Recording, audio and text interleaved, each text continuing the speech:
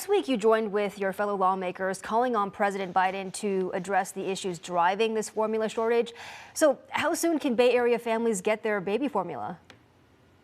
Well, the president has taken some important steps.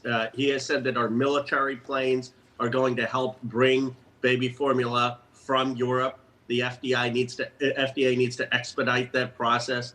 The president has also said that he's invoking the Defense Production Act to get some of the critical supplies to Abbott. I think, frankly, the administration needs to do more.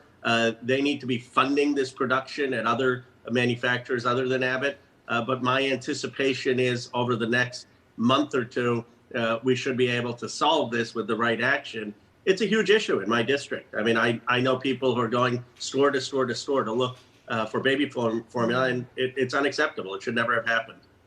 Let's talk about the two bills on the table right now. There's the Access to Baby Formula Act, H.R. 7791. To my understanding, the House and the Senate just passed that.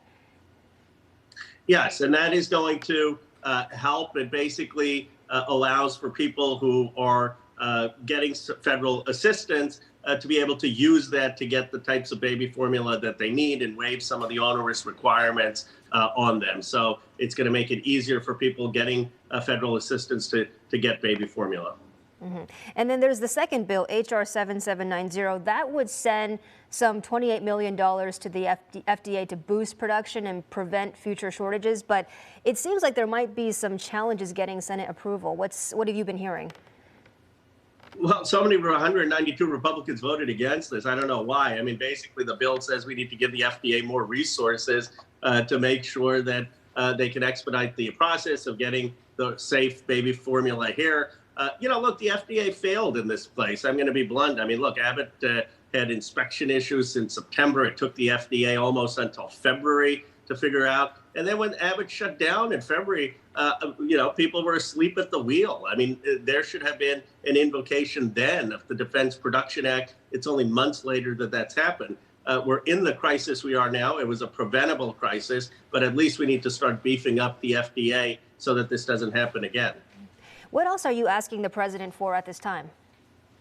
Well, two things. Look, I personally think the president ought to be buying baby formula in Europe tomorrow and bringing it into the United States. Buy the excess supply, bring it into the United States, and sell it at a subsidized rate to any American family that needs it.